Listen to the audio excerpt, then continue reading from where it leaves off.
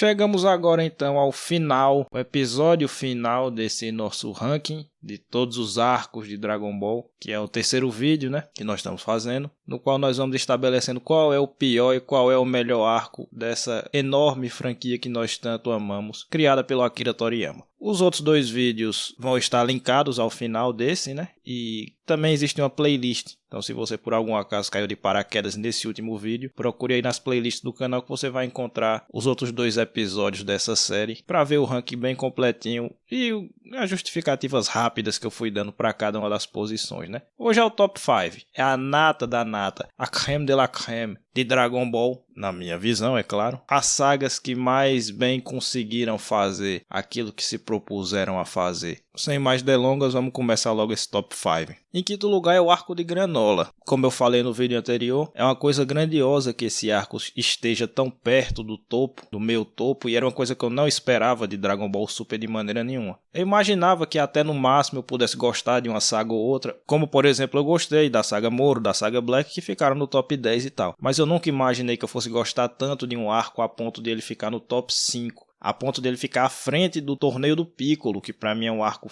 fantástico, é um arco fabuloso. Mas o arco de Granola conseguiu isso pra mim. Foi um arco que eu não cheguei a dizer no vídeo, mas eu quis dizer e esqueci, mas eu mencionei em alguns comentários de alguns de vocês, que restaurou a minha fé em Dragon Ball Super. Como assim? Desde que o anime de Dragon Ball Super foi anunciado, lá em 2015 eu acho, eu criei uma grande expectativa para assistir e eu acreditava sinceramente que o Akira tinha tido várias ideias ao longo desses 20 anos que ele ficou parado sem escrever Dragon Ball, só fazendo um filme ou outro, que ele tinha tido várias ideias que ele queria explorar, vários caminhos novos que ele queria trilhar nessa franquia. E foi isso que eu fiquei esperando de Dragon Ball Super. Claro, você pode dizer que eu criei uma expectativa baseada em nada, porque ele nunca disse isso. Ele nunca disse que ia trilhar um caminho diferente. Mas pra mim era uma maneira óbvia de pensar, porque ele não voltou a escrever Dragon Ball porque estava precisando de dinheiro. Ele já é milionário, já é riquíssimo. Ele não estava pressionado de nenhuma forma para voltar, ele voltou porque ele quis. Então eu pensei assim, sendo o Akira um verdadeiro artista, e ele é um verdadeiro artista, ele voltou porque ele tinha coisas novas e diferentes para nos contar. E esse foi o principal motivo da minha frustração com o anime de Dragon Ball Super. Porque em vários momentos o que eu vi foi na verdade uma série que tentava fazer o que as séries antigas já tinham feito, o clássico e o Z, só que de uma maneira muito inferior. Eu ficava me perguntando, para que você voltou da aposentadoria para escrever uma versão piorada do que você já escreveu? Para ficar enchendo de fanservice, puxação de saco pro fã, essas coisas. Então eu comecei a achar Dragon Ball Super uma obra desnecessária. Não chegava a ser tão ruim quanto o GT, mas desnecessária, não tinha que existir. Era uma coisa criada pela Toei, vamos dizer assim, a ideia deve ter sido dada pela Toei, para ela ganhar rios de dinheiro, continuar explorando a marca Dragon Ball, e é isso. E eu acho que o Akira não devia fazer parte disso, eu acho que ele devia ter alguma dignidade e dizer que não vou fazer, se quiser fazer, faça. Ganhe seu dinheiro, me dê meus royalties e pronto, fica tudo bem. Mas a partir do momento que ele botou o nome dele na parada, eu criei alguma expectativa. E fui frustrado. O arco de Granola e o mangá de Dragon Ball Super no geral tem aquilo que eu estava esperando do anime de Dragon Ball Super. Seja na saga do Black, que em todo o anime a única coisa que me apontou para esse caminho diferenciado do Super foi o personagem do Zamasu, mas no mangá tem várias coisas. O arco do Black tem esses elementos, o arco do Moro tem esses elementos. O Meros é um personagem muito diferente do normal da franquia Dragon Ball. E a saga Granola, ela toda é muito diferente do que costuma acontecer na franquia Dragon Ball. O Granola é um personagem diferente do que costuma ter. A estrutura do arco, que se parece com a tragédia grega, como eu mencionei, é muito diferente do que de qualquer coisa que Dragon Ball já tenha feito. Essa coisa do Toyotaro de ficar tentando dar um estilo de luta específico para cada personagem é diferente de tudo que Dragon Ball já tinha feito. Então o mangá do Super, e principalmente o arco de Granola, é tudo aquilo que eu esperava de Dragon Ball Super desde o início. É Dragon Ball Super arriscando, se permitindo trilhar um caminho diferente. Apesar de que sim, existe o fanservice, existe a ligação com coisas anteriores e tal. Tudo bem. O meu problema não é que esses elementos existam. O meu problema é quando a história se resume a essas coisas. Quando ela se resume a querer copiar o que já tinha antes. Então o arco de Granola não tem esse problema. Ele tem referências, mas ele é um arco completamente, ou quase completamente, estruturado em bases novas. E isso renovou as minhas esperanças em Dragon Ball Super. Isso me fez voltar a acreditar que talvez sim o Toriyama e o Toyotaro estejam pensando em coisas novas para a série. Em uma lufada de ar fresco na série. em tentar mudar os caminhos da série, exatamente como o Akira fez na transição do clássico pro Z. Ele mudou os caminhos que Dragon Ball estava trilhando e levou para outro lado. E as duas são maravilhosas, né? Os dois caminhos são maravilhosos e foram muito bem executados por ele. Então essa saga do Granola eu não vou nem explicar muito não, porque o vídeo é recente no qual eu analisei o arco. Se você não viu, veja, eu recomendo, porque ficou um vídeo realmente muito bom. Nessa quinta posição, o que eu vou falar é basicamente isso. Foi um arco que restaurou a minha fé em Dragon Ball, porque eu voltei a acreditar que talvez o Toriyama e o Toyotaro estejam conscientes dessa, vamos dizer assim, necessidade de trilhar caminhos novos dentro dessa franquia. De manter essa franquia relevante, contando histórias novas, ao invés de querer só ficar requentando o que já tinha acontecido. Então, nesse sentido, é um arco muito bem feito. Tem seus defeitinhos, como todos têm, mas é um arco excelente e merece o quinto lugar na lista sim. A empolgação que eu senti vendo aquele drama foi muito grande, né? Em quarto lugar é a saga da Red Ribbon, que pra mim é uma saga quase perfeita. Perfeição, obviamente, não existe em nada nesse mundo, mas é uma saga muito bem feita em tudo que ela se propõe. Porque a saga da Red Ribbon, ela tem, eu acho que o principal mérito dela pra mim é que ela tem pelo menos 3 direções diferentes e executa muito bem essas 3 direções. Em primeiro lugar, ela é um arco de aventura muito bem feito. Onde a saga de Pilaf era um arco de aventura okzinho, a saga da Red Ribbon é uma aventura muito bem feita, porque aqui sim tem exploração do mundo. É nesse arco que a gente conhece a terra de Dragon Ball, vamos dizer assim. A gente conhece o Polo Norte, existem as grandes aventuras, né? O tesouro pirata escondido dentro de uma caverna. A gente conhece aquela vilazinha, que não é uma vila, na verdade só mora o Upa e o pai dele, mas que tem a Torre Sagrada, ou seja, a gente vai conhecendo os elementos daquele mundo. O fantástico daquele mundo vai se desvelando diante dos nossos olhos nessa saga da Red Ribbon, que é um elemento, se não imprescindível, ele é muito importante para as aventuras. É o conhecer o mundo fantástico, conhecer as maravilhas que existem no mundão lá fora. E ela emula muito bem isso, esse ponto das histórias de aventura. Para além disso, ela também é uma história que tem elementos cômicos muito fortes, né? O personagem do General Blue é um personagem cômico, assim, muito acentuado. A sequência do Goku na Muscle Tower tem várias coisas de humor ali, sobretudo a luta contra o ninja, entre outras coisas. Então existe muito humor aqui também. Aquele humor do Akira, aquele humor idiota que eu adoro, tradicional do Dragon Ball clássico, também está presente no arco da Red Ribbon. E pela primeira vez existe uma seriedade mortal em Dragon Ball, que é o tal Pai Pai. Eu falei no primeiro vídeo dessa série que foi a saga de Daimao que fez a transição definitiva para um tom mais sério, mas a primeira vez em que um trecho de Dragon Ball clássico ficou extremamente sério foi com a chegada de tal Pai Pai, que aliás é uma das melhores apresentações de vilão que tem em Dragon Ball, porque ele aparece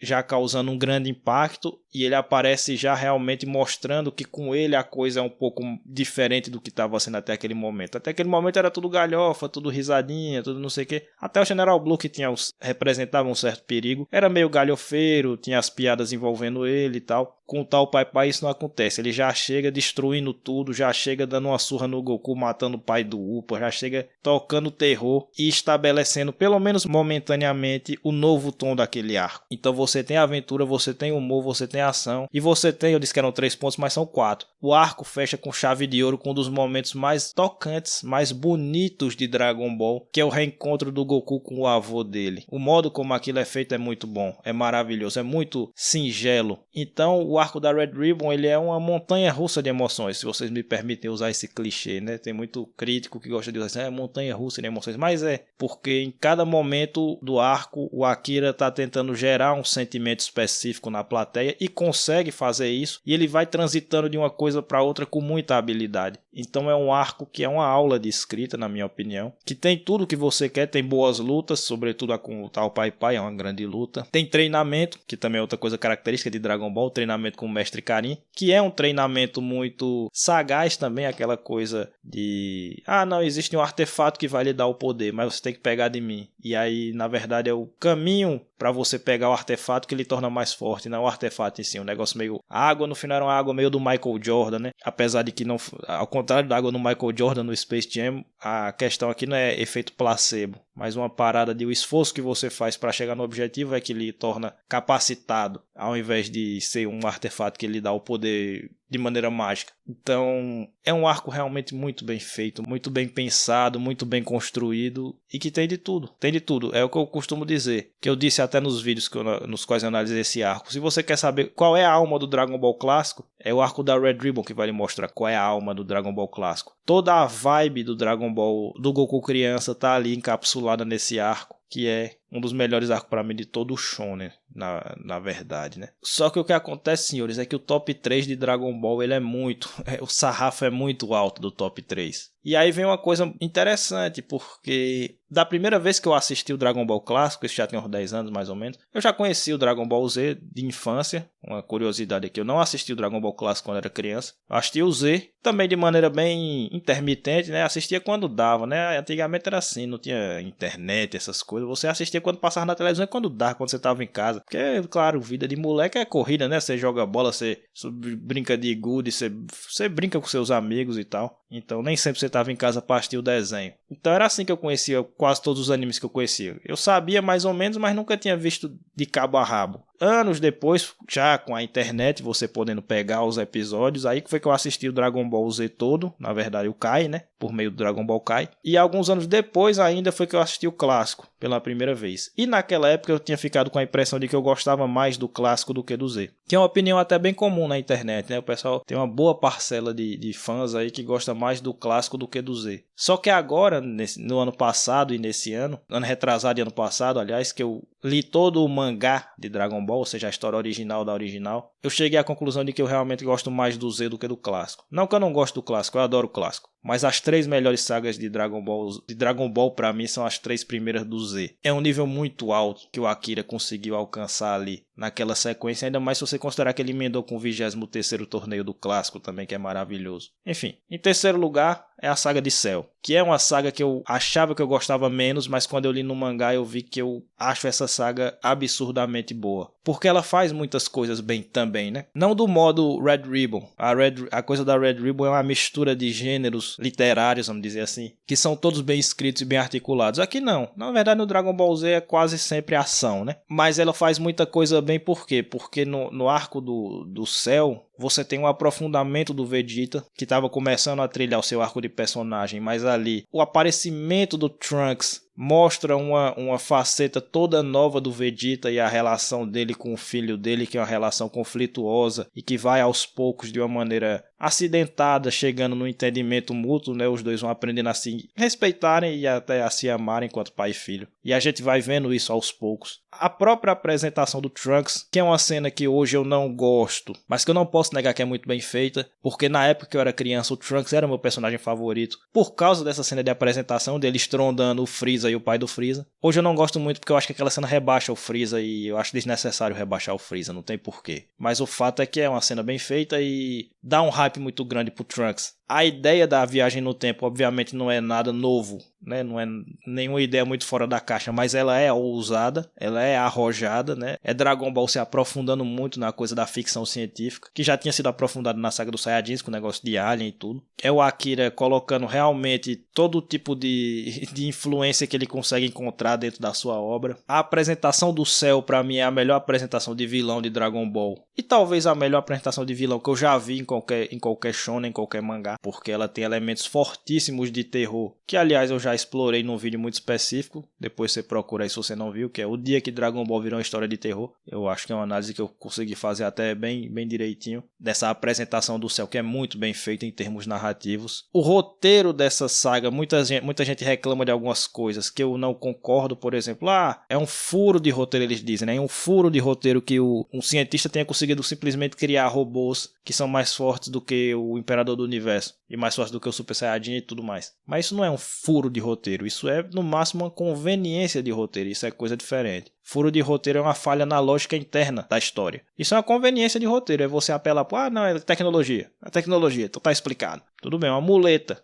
mas não é um furo. Então eu vejo muita gente reclamando de coisa do roteiro aqui desse arco que eu acho que não procedem essas reclamações, tá? Porque o roteiro dessa saga, pra mim, ele é muito bom. Ele é um daqueles exemplos de como o Toriyama conseguia amarrar várias coisas sem perder o ritmo, sem perder a dinâmica da coisa. E aqui ele usa daquilo que eu já expliquei na saga de Buu, que é apresentar um problema que é o vilão, apresentar várias soluções possíveis ao problema e ir abordando uma de cada vez, e assim o roteiro vai caminhando pra frente, né? Então, em algum momento a solução é o Piccolo destruir o 17 para não deixar o céu absorver. Em outro momento é o Vegeta que treinou na sala do tempo. Em outro momento é o Goku, depois vem o Gohan. Em outro momento é o controle que dá para destruir os androides e tá na mão do Kuririn. E o modo como ele vai desenvolvendo cada uma dessas soluções vai dando o andamento do roteiro de maneira natural. Então é uma técnica bem sofisticada de escrita, que é uma daquelas coisas que muita gente não percebe e fica dizendo que Dragon Ball não tem história, mas não é que não tem história, é que você não analisou o negócio direito, né? Você não observou com atenção a estrutura da coisa. E até essas coisinhas pequenas que tem aí, pra mim são muito interessantes nesse arco, tipo a decisão do Vegeta de deixar o céu se transformar, a recusa do Kuririn em destruir Android 18, porque são aqueles casos clássicos nos quais a falha do protagonista, a falha do herói, termina causando problemas no roteiro. E isso é técnica de boa escrita, porque isso é o contrário de um problema que surge de forma conveniente. Não, o problema surge diretamente causado por uma falha no caráter do herói. No caso do Vegeta, o orgulho e a sede de lutar sempre com inimigos poderosos, que faz com que ele queira enfrentar o céu na sua forma final. E a paixão do Kuririn o impede de fazer o que seria racionalmente correto naquele momento, que era destruir a 18. E isso termina causando problemas para os heróis. Até isso tem nesse roteiro, desse arco. E claro, a luta final não precisa nem falar, que é uma das mais marcantes da história do gênero, da história de Dragon Ball. A cena do sacrifício do Goku é muito bonita, é muito marcante. A cena do Kamehameha final é muito marcante. O discurso de 16 vocês adoram, e o modo como o Gohan vira o Super Saiyajin 2 vocês adoram. E até aquela cena que existe, que nós analisamos aqui no canal também, da questão do Goku jogar o filho dele no fogo lá, não, enfrenta o céu aí, e é só você que pode destruir o céu. E o modo como o Piccolo reage a isso é uma cena dramaticamente muito madura, porque é uma cena que tem um dilema moral e que ela não dá respostas fáceis para a audiência. Ela deixa você interpretar e você debater, tanto é que até hoje se debate. Boa parte desse debate de se o Goku é ou não o pai do Gohan é baseado nessa cena. Tem de tudo. A saga do céu tem de absolutamente tudo. Não tem como não achar fabulosa essa saga aí. Em segundo lugar, a medalha de prata é da saga dos Saiyajins, que quando eu vi pela primeira vez eu nunca imaginei que fosse tão bom assim. Quando eu vi o Dragon Ball Kai, que eu disse, né? Eu nunca imaginei que fosse tão bom assim essa saga. Porque naquela época eu vi ela sendo muito pouco falada. Eu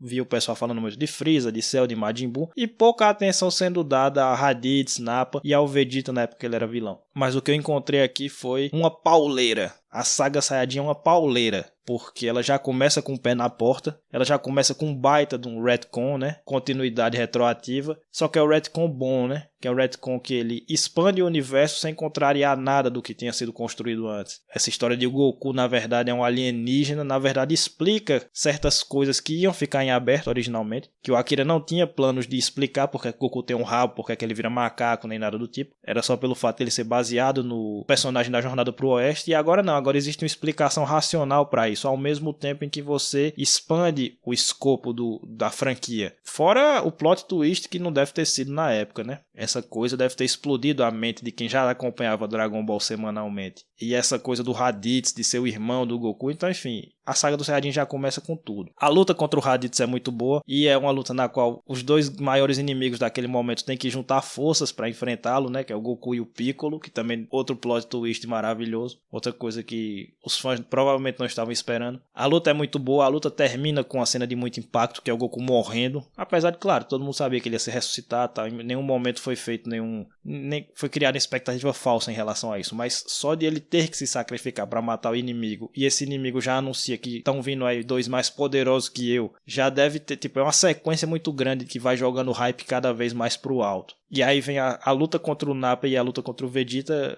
tipo, só melhoram o que já estava muito bom. A luta contra o Nappa é uma luta extremamente tensa, muito bem escrita, um roteiro maravilhoso. Pra mim é a luta mais tensa que eu já vi em um shonen, não só em Dragon Ball, porque o Nappa vai matando impiedosamente todo mundo. Existia a chance real ali, ou pelo menos fez parecer que existia a chance real dele matar todo mundo antes do Goku chegar, que é aquilo que eu chamei no vídeo que eu analisei essa luta da técnica da bomba relógio, né, que é aquela coisa que filme de ação gosta de botar, que é o herói desesperado para desarmar a bomba e a bomba já terminando o tempo dela, 10, 9, 8, 7, e aí ele desarma na última hora. É tipo isso, o Nappa já tinha matado todo mundo, quando ele ia matar o Gohan, o Goku chega. Então aquela luta ela é muito carregada, ela é muito pesada. E depois a luta contra o Vegeta não presta dizer nada. Só não é a melhor luta de todo o Dragon Ball, porque existe uma outra luta que nós vamos comentar daqui a pouco. Mas a luta contra o Vegeta é uma aula de tudo. É uma luta que tem seu tema, né? Até hoje muitos fãs falam que é a luta da questão das classes, né? Porque o Vegeta é elitista, porque ele faz parte do sangue azul, Saiyajin. O Goku é um qualquer, um comum. Mas o Goku com muito treino, com muito esforço, chegou no nível da elite. É uma luta muito bem roteirizada, cheia de viradas e viradas criativas. O Yajirobe aparece na luta para ajudar, para cortar o rabo do Vegeta. O Gohan e o Kuririn têm importância nessa luta, eles contribuem de verdade. Enfim, é uma luta com um drama muito elevado, porque o Goku vai chegando no limite do seu físico e o Vegeta também. E a gente vai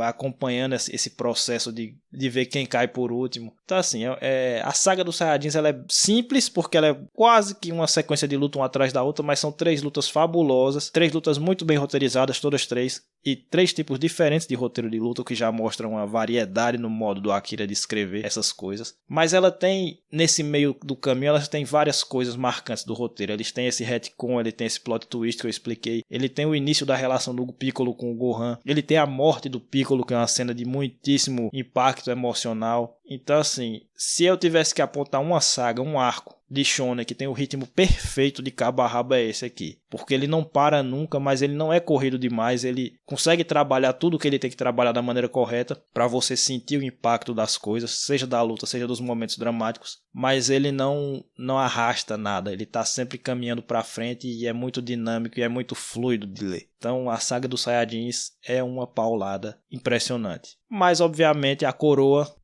tem que ser do reizinho, né, meus amigos? A coroa tem que ser do reizinho. E todo mundo sabe que o reizinho do Dragon Ball atende pelo nome do Grande Freeza. A minha casa serve ao Grande Freeza. A minha família serve ao Grande Freeza. É claro que a saga dele vai ter que ser a medalha de ouro desse vídeo e desse ranking aqui. Porque a saga de Freeza, a estrutura dela geral, pra mim é a melhor estrutura de todo o Dragon Ball. Porque muita gente chama boa parte da saga do Freeza de uma dinâmica de gato e rato, né? Mas a analogia que eu gosto de usar é outra. A analogia que eu usei no vídeo no qual eu analisei a saga de Freeza, no que eu falei os pontos fortes, era do impasse mexicano, né? Que impasse mexicano basicamente é aquele negócio de filme de faroeste que tem cada um aponta na arma pro outro, né? A aponta a arma pra B aponta pra C e C aponta pra A. E aí eles estão no impasse porque, tipo, o primeiro que atirar ali morre todo mundo. Eu gosto de usar essa analogia porque a saga de Freeza, na verdade, não tem 2 focos, como é gato e rato. São 3 focos. Tem o foco do Freeza, o foco do Vegeta e o foco dos heróis. E o Akira vai trabalhando isso de maneira muito habilidosa ao longo de todo o arco. Um prejudica o outro prejudica um, cada um tem seus planos de como vai reunir as esferas e cada um vai trabalhando para juntar as esferas e para impedir que o outro junte. Então durante boa parte do arco é essa dinâmica, e essa dinâmica muito bem feita e novamente com o ritmo perfeito. Até que chega a hora que tem que haver uma aliança, né, do Vegeta com os heróis para poder enfrentar o Freeza e tal. E depois ainda tenta os heróis trair o Vegeta para conseguir dar a volta nele e conseguir os objetivos deles e dar um carrinho no cara. Então essa estrutura de roteiro ela é muito sofisticada. Ela não é fácil de fazer e principalmente ela não é fácil de fazer de maneira crível, com cada foco desse de roteiro adotando medidas que fazem sentido dentro daquele roteiro, cada um com seu plano específico. E ela é muito difícil de ser feita num ritmo correto. Simples, porém esperto ao mesmo tempo, vamos dizer assim. Fora dessa estrutura, há outros grandes méritos dessa saga, né? Vou começar pelo próprio Freeza, que é o vilão mais marcante de Dragon Ball, é um dos vilões mais marcantes do Shonen, talvez em termos de ser marcante, é o mais marcante de todos, o mais icônico de todos. Sendo bastante simples em termos de construção de personagem, mas ao mesmo tempo tendo suas camadinhas, né? O Freeza tem suas camadinhas. Ele é mau porque ele é mau, e é isso. Egoísta e tal, mas ele tem suas pequenas nuances. Ele tem muito carisma. Ele é um vilão muito fácil de gostar, vamos dizer assim, ao mesmo tempo em que ele é um baita de um desgraçado, porque ele é impiedoso. Então, dizem que filmes de ação, histórias de ação, valem tanto quanto vale o seu vilão. Então, se isso é verdade, a saga de Freeza já está mais do que justificada, porque ela está com a medalha de ouro aqui, porque o Freeza é o melhor vilão de Dragon Ball. Não é o mais complexo, não é o mais bem escrito, mas é o melhor.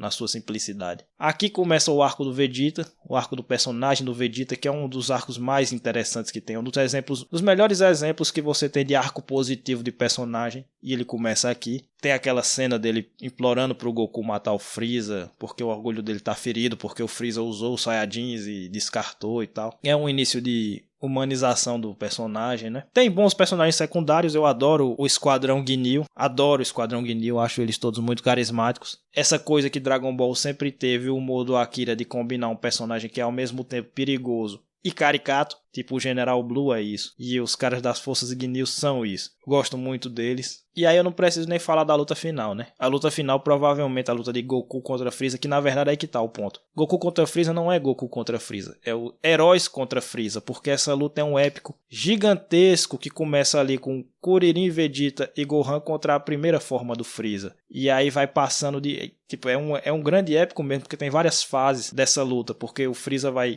se transformando e outros personagens vão chegando. Chega o Piccolo, chega o Goku, e a luta do Goku contra o Freeza tem suas fases também, propriamente dito, até a hora em que o Goku se transforma em Super Saiyajin e resolve a luta. Mas é uma luta muito grande, muito épica, não só grande em termos de extensão, mas grandiosa, de tons épicos, de proporções grandiosas, e que ela é muito bem escrita em termos de roteiro, e ela é muito bem levada em termos de ritmo, em termos de fluidez, não fica enfadonho, não fica arrastado, não fica enjoativo. Você vai lendo com velocidade, vai entendendo, vai se perdendo naquelas páginas do Toriyama, né, muito bem desenhadas, muito bem quadrinizadas. E no roteiro simples, porém funcional, que culmina com a cena do Goku virando Super Saiyajin, que é uma das cenas mais marcantes de Dragon Ball, mas não é a minha favorita. Eu não sei se eu falei isso quando eu expliquei acerca da luta contra o Freeza, mas a minha cena favorita de Dragon Ball é a cena imediatamente anterior à do Goku virando Super Saiyajin. É a cena do Freeza absolutamente muito puto, matando todo mundo um atrás do outro. Tipo, ele quase matou o Piccolo, ele explodiu o Kuririn no céu. Eu adoro aquela cena, porque ali, tipo assim, é como se é o Freeza dizendo, beleza, até aqui eu tava brincando, mas vocês me deram no saco. Agora eu vou botar pra arrombar e não vou ter piedade de ninguém. E aí ele simplesmente acaba com o Kuririn com uma facilidade que tipo, o cara você fica pensando, meu Deus do céu, ele podia ter feito isso desde o início, então ele estava realmente brincando com todo mundo. E claro, tem aquele negócio, né? O Freeza poderia ter matado o Goku ali. Se ele tivesse matado o Goku antes, ele teria vencido a luta. O erro dele foi que ele matou o Kuririn antes de mexer com o Goku. E aí o Goku virou Super Saiyajin e ele se quebrou. Mas eu adoro essa cena. Adoro essa cena. O Freeza todo destruído lá com o olhinho fechado, o rabo cortado no meio e dizendo, né, meu irmão, agora vocês vão sentir o que é o terror de verdade. Agora acabou a brincadeira. Enfim, como eu sou muito fanboy do Freeza, eu gostei do reizinho brilhando dessa vez aí, dessa maneira. Mas a saga do Dinamekusei tem tudo, né? Tem esse ritmo perfeito da saga dos Saiyajins, só que ela é muito maior. Ela tem um ritmo perfeito, sendo um arco muito mais ambicioso do que o arco dos Saiyajins, que como eu disse é quase uma sequência de lutas. Aqui não, aqui você tem um roteiro propriamente dito, de personagens que tomam decisões, que bolam estratégias, mas tudo isso sem arrastar, sem perder esse ritmo dinâmico, e que termina com uma luta que consegue ser melhor do que Goku contra Vegeta, que era uma coisa que parecia impossível. É uma luta ainda mais ambiciosa do que Goku contra Vegeta, mas que também não perde o ritmo, não deixa a peteca cair, e tem vários momentos marcantes que não tem nem o que falar. Então, o arco do Freeza, meu irmão, não é só que ele é o melhor arco de Dragon Ball. Não existe, vou lançar uma braba aqui,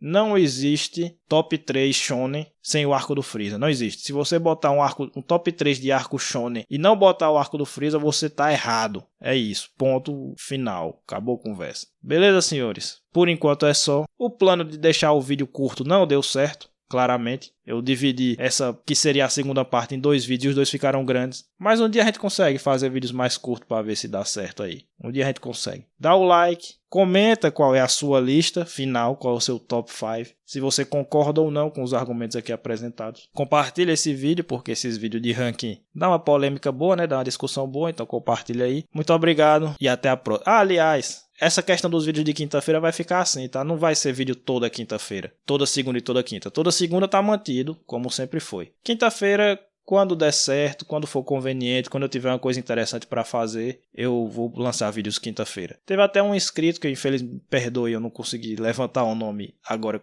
no momento de gravar. Acho que foi o Edson, se eu não me engano, se foi ele, que recomendou que eu fizesse um vídeo específico de responder comentários de vocês, ou comentários ou perguntas. O que é que vocês acham dessa... Eu já tinha pensado em fazer esse formato. O que é que vocês acham dessa ideia? Que eu posso responder perguntas ou comentários, seja dos vídeos aqui, seja abrindo um post lá lá na aba comunidade para vocês perguntarem o que vocês quiserem. E eu respondo, e de vez em quando eu solto esse vídeo numa quinta-feira como um videozinho extra, sem ser muito longo, um vídeo de 10, 12, 15 minutos, mais levinho. O que é que vocês pensam disso? Deixa aí o feedback de vocês quanto a essa sugestão do nosso amigo aí. Por enquanto é só, muito obrigado, até a próxima, valeu!